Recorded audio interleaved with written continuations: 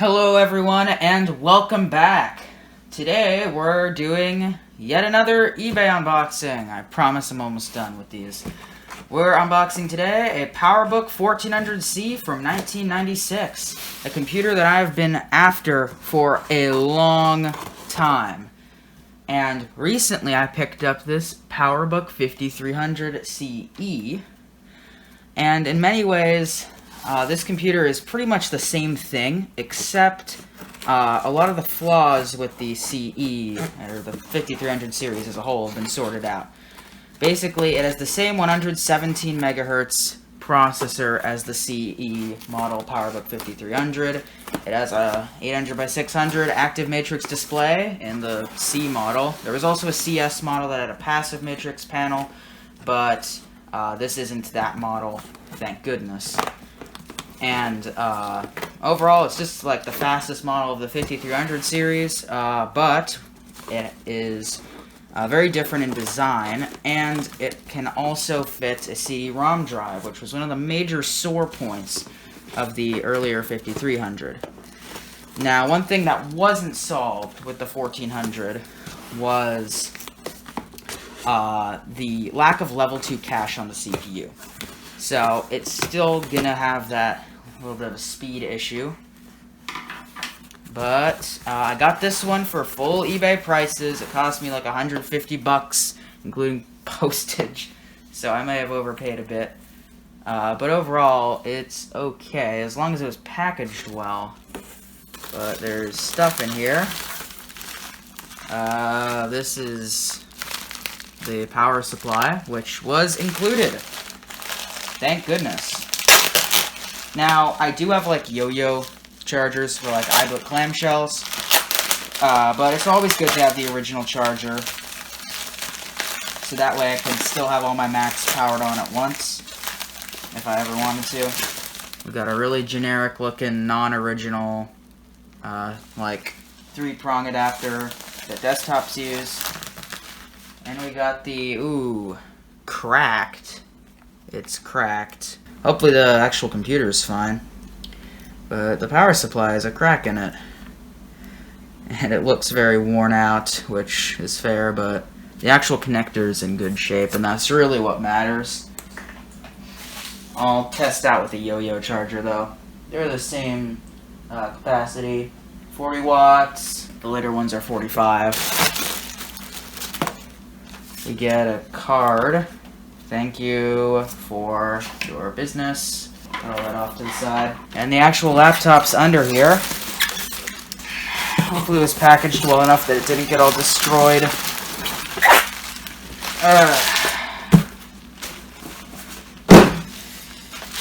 These PowerBooks from this era were known for having what people like to call spindler plastics, named after Apple's very smart CEO at the time. Basically, the plastics on here are extremely fragile, and they're extremely brittle, and so they're prone to cracking. My PowerBook 5300CE has a couple cracks in the palm rest, but overall, all things considered, is still pretty good. But particularly around the hinges, these would crack. It looks fine in the listing, but shipping is always a worry and a concern when shipping these old Macs. So we'll have to see if it arrived in one piece. Alright, this is the bottom. Alright.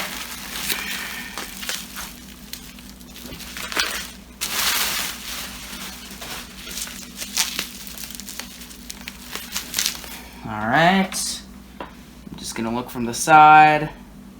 It looks fine from the side. Let's check the other side. It's got a PC card in there. Oh, wow. Not sure what it is, but it looks like either a modem. Oh, no, it did come with a modem card. I forgot about that completely. So this will have a modem card, which is pretty useless today, but it's still cool that it was included. We've got these rubbery, sorta rubber, sorta plastic feet, which get scratched up easily, but that's pretty acceptable overall. It's expected. Alright. Still haven't looked at the top. Alright, you're gonna see it the same time as I do. There it is. Alright, that looks alright. Don't see anything wrong with the hinges, and this book cover, as they were called, also looks to be in good shape. I'm not sure exactly how to release it. The whole point of these is you could stick little, like, papers in here, and that would allow you to, like, customize the look. Unfortunately, this one does not include the regular gray original, but oh well. Alright. Hinge feels strong, alright. And you can see the two next to each other. Let's see. Alright, let's see. How does the trackpad button sound? The 5300 series has a great sound out of the trackpad clicker. So, let's see. That's worse. Oh wow, that was probably one of their cost-cutting measures. Alright, another thing about these PowerBooks is that apparently they have some of the best keyboards on, like, any Apple laptop. So I want to see if that's true. This 5300's keyboard is a tad bit worn. Like, if you push in the center of the key, it's fine, but the sides, like, really don't like to go down. So it doesn't make for a very good typing experience. Let's try out the 1400s to see how it stacks up. Ooh! Oh, I really like this keyboard. This might even beat out my Wall Street G3 PowerBook. This is a super nice keyboard. I feel like I could type on here for hours. Obviously, it doesn't turn on off of battery. And unfortunately, it only includes the floppy disk module and not the CD-ROM option, which would make getting an operating system on here just a bit challenging. Luckily, hinges don't feel the best. Oh, the latch doesn't latch properly. Well, that explains it. It's broken off. Oh, well. At least it stays shut. On the 5300s and 190s, when the latch breaks, it just wouldn't love anything more than to stick up. Maybe I could find the part and super glue it on, but I doubt it. Alright. Now you have to, like, pull here. How do you get the modules out? This is difficult. I want to get the battery out. Come on. Oh, it's a bit tight. There we go. And good. It hasn't leaked. And they showed in the photos that it hadn't leaked. So that's very good. Can't get the floppy out, but we don't really need to. What does it say on it? Macintosh PowerBook, 30 watt-hour rechargeable battery, nickel metal hydride.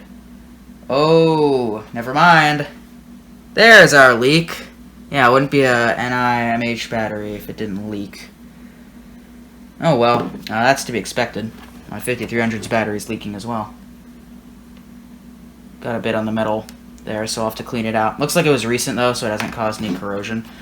I'll leave it out of there until I can get it cleaned up. I hate having big holes in the side of my laptops, so I probably will install it back in while I'm using it, but I need to make sure it doesn't leak any worse. And we'll leave it out until we actually get it cleaned up. You can see here, let me get the battery out of my 5300. It leaked around the contacts, which is honestly worse, because that makes it harder to rebuild one of these. But, oh well.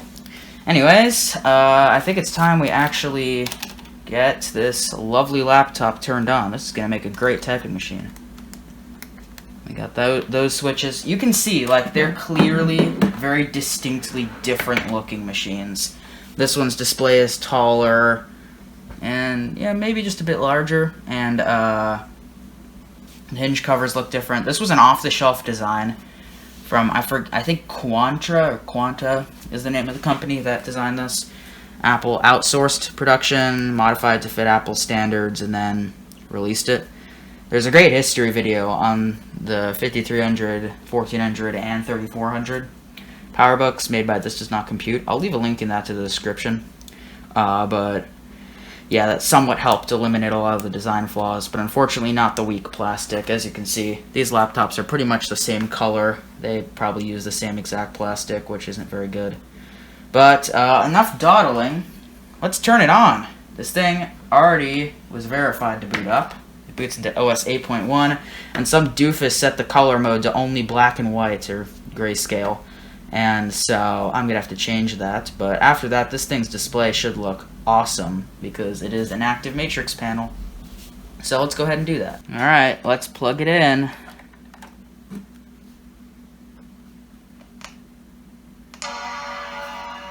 And there it goes. And the reason why I turned on right away, it isn't anything to do with capacitors or anything weird. It's because that's an awesome sounding hard drive. Anyways, it's because the PRAM battery and main battery are both dead, and so that's why that happens. And hey, we got color. It was shown as black and white. Oh, the user settings probably haven't loaded yet. So as soon as the user settings load, it'll probably go into black and white mode, but then I can change it right back to color. That is an awesome sounding hard drive. Probably an IBM Travel Star drive. Yeah, there. See, black and white. They got the stones pattern. Anyways, I'll angle this a little better so you guys can see. This might be just a little bit slow. And if you're wondering if I'm going to remove the PRAM battery altogether, since these do tend to leak, yes, I am. I don't want this thing's motherboard to be ruined by a leaky battery, main or PRAM. So what I'm going to end up doing is, because this hard drive is going to be at most 2 gigs in this, and at least 750 megabytes, which is, just ridiculous. I want to go ahead and upgrade it. I've already ordered a 40 gig drive. That is a bit much. I was going to put it in my Wall Street G3, but then after I ordered it, I realized it would probably fit in here a lot better. So we'll probably have a video about that. Well, maybe. We'll have to see how it all works. But we might have a video coming about that when it does arrive. Oh, we're going into the... Oh, no. We're going into the second row of extensions. This is a way overloaded install. Yeah, this isn't the first time I've seen this. 5300's original drive had that too. Oh, man. Okay, there we go. That wasn't too bad. But still, I want to clean this install up to get the boot times a little bit better. Trackpad seems fine. And yeah, black and white mode. What's that third-party extension there? This is a slow old drive. Oh, they got custom fonts and weird crap. Yeah, I'm definitely resetting all the theme settings in this guy. Alright, they got launcher automatically starting. Oh, I didn't know you could have like different options in it. I actually don't know how to enable that. We got pretty standard stuff. We got some internet stuff, regular apps, make system floppies. And we got some basic included stuff. We got Netscape, we got Browse the Internet, Acrobat Reader. From the looks of it, a very old version. And here we have it, macOS 8.1, only 16 megabytes of built-in RAM. My 5300 CE has the max 64. So that's kind of embarrassing.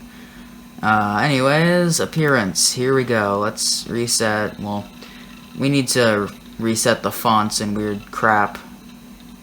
But as well, that look. Emerald, French blue, gold. They're all the same. But first, we need to go into monitors. And sound, I guess. And we need to set the color mode back to color. This isn't a black and white PowerBook. Yeah, grays 256. Nah. Colors, thousands. Oh, that's so much better. And this wallpaper is so much worse. Oh, why is the Mac hard drive pink? Oh, that's so ugly. Okay, I believe lavender is the default accent color. How do I just reset all the settings to their defaults here? Oh, they got double-click title bars on. That's good. And they got the sound. System font, charcoal. That's normal. System-wide platinum appearance. Alright.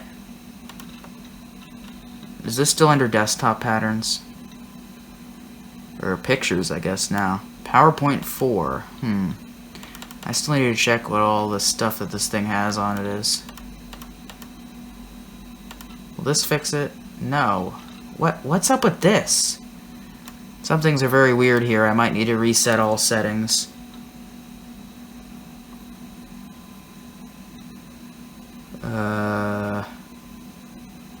I'll have to look that up.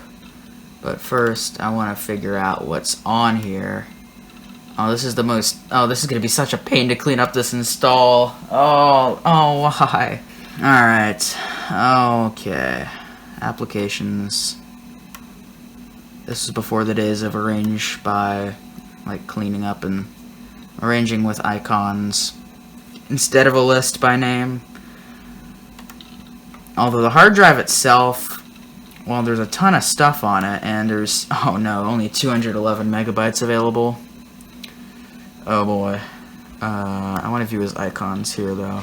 So, whoever used this last was certainly disorganized. We got the original demo. Oh, that always makes me happy. I got the original demo off my 5300 as well. Although its hard drive was failing, so it's a miracle I did. But, okay, that makes me really happy. We have the original README as well. Had that on the 5300 as well. We have MS Office, version before 98, clearly. Word 6, PowerPoint 4, and Excel 5. That's all well and good. Amazon Trail. Okay, that's empty. That was a game at some point in its life. And now it's in the trash. What? It can't be left in the trash? Why'd my cursor disappear? I guess I'm deleting it indefinitely. Oh no, my cursor's invisible. What is this bug? My cursor's invisible. I gotta shut down. Oh, that's so annoying. How'd they remove restart and sleep from the shutdown options? Oh my god. How am I gonna figure all this out? Ugh. Oh man. Well, it works, so that's good. Oh, and the sun's come out, and it is now blessing the keyboard through my window. Well, looks like I have some cleanup work to do, so I'll go ahead and take a look at what else is on here, as well as clean it all up a bit. Try to figure out what the heck's going on with the settings and all that. But it looks like, overall, this thing's nice. And it survived shipping, which is a huge relief for me. My 5300 got a couple cracks in the palm rest because it did get slightly damaged. So, this one looks fine, though. I haven't seen any cracks. But let's take a look at the back ports before I go ahead and do all that. See what condition the port door is in. So, we got the port door here. That's on tight. There we go. Hey, it looks like they built it just a little bit better than the 5300s, so it isn't as easy to go missing or to fall off. Pretty standard here. We got proprietary video out that is used on literally no monitor and requires an adapter to a slightly less proprietary video out, DB15, which can then be adapted to VGA. I mean, I get why they couldn't fit full DB15 on here, but it's still dumb. HDI 30 SCSI. I can't see these connectors very clearly, but from the labels, that's ADB and that's serial, or also known as the combo modem and a printer port. And then we got headphone jacks over here, just like the PowerBook G3s, our power jack, infrared, Kensington lock, and our PCMCIA slots, which should be easily ejectable via these buttons. These buttons that barely even click. Something's a bit fishy about these buttons. There might have been something that broke off in there. But I'll be taking it apart in a couple weeks too whenever my hard drive arrives, and hey, that's just a modem card. Nothing really special about that. I'm still not sure what this is, but it's making some kind of dumb pattern, and I want to get rid of it whenever I don't move my mouse too long. Hopefully it's not some kind of virus, and then when it comes up, my cursor, like, disappears. If this is some kind of virus, I don't know. But whatever it is, I want to remove it. Anyways, let's go to the system profiler. I got it slightly cleaned up. I mean, I fixed the wallpaper. I still need to figure out how to get rid of, like, labels on those. Well, this is very helpful. It told me absolutely nothing about how large the hard disk is. I can't even, like, open up a get info prompt. This is a bit too early for that. I can only see how much is available, which is just a bit annoying. Like, if I try to highlight all this, preferences isn't helpful.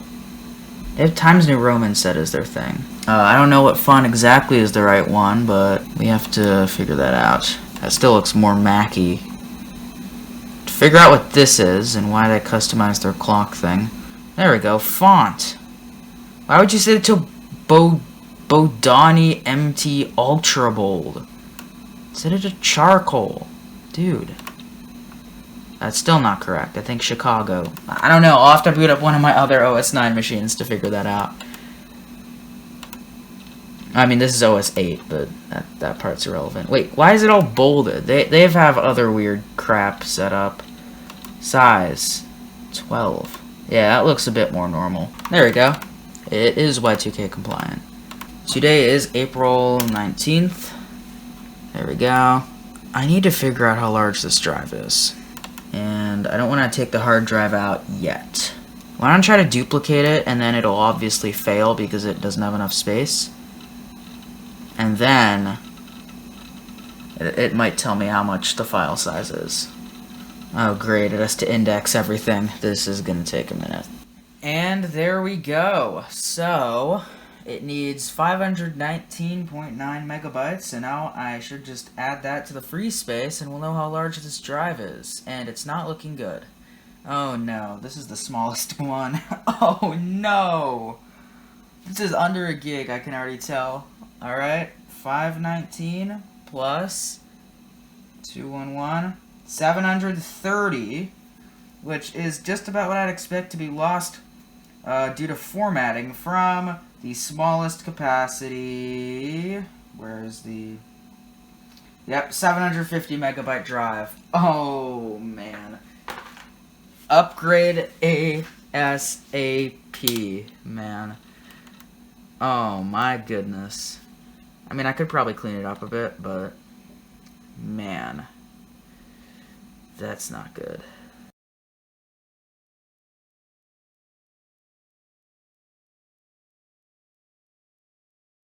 Well, it's a good thing that I did look up a tutorial, because this doesn't...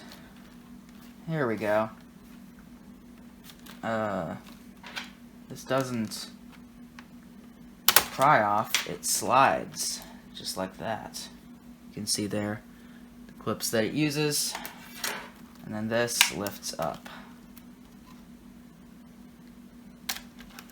Yeah, that's to be expected. This is an IBM drive.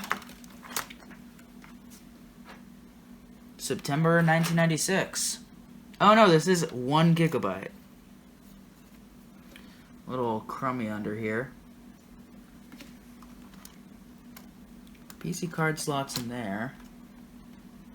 I'm not sure what's up with the eject thingy on here, although it doesn't look all that well. There's like this... Oh, that probably slides in to eject the cards. That's probably normal. A little dirty, but overall this is fine. So I'll get this drive out now. I'm not sure where I should put the keyboard. That works. And now I'll get a screwdriver. This really was one of Apple's first laptops to have upgrades this easy for hard drives. There was a brief period where they did do it, and then they stopped, which is sad.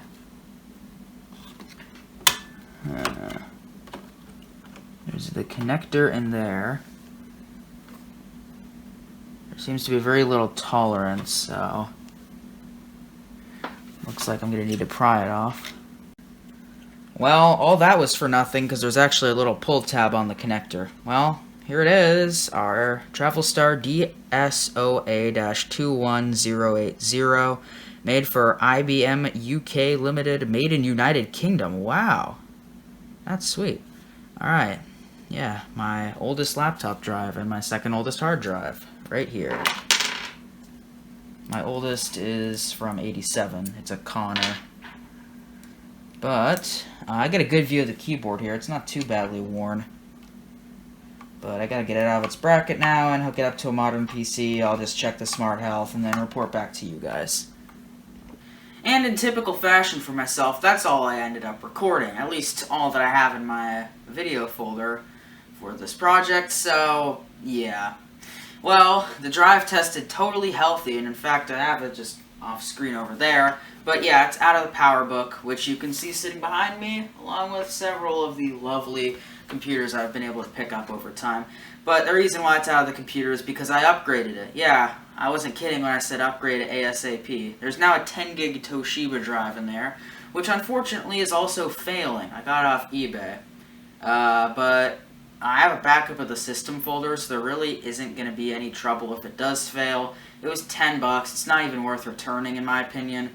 And it tests perfectly fine in an HD-tuned performance test. I haven't actually run a standard test on it. It doesn't have bad sectors, but it does have like read errors and like other weird intermittent problems. It had throughput performance thing for a bit, and then like loaded hours was marked as bad, and now it's like read error and something else. Oh yeah, I forget. It's just, I don't know what's up with it. I think something maybe just screw with the smart data, because it sounds fine, it tests fine performance-wise, even better than a healthy, similar 6 gig Toshiba drive I have, and if it fails, oh well.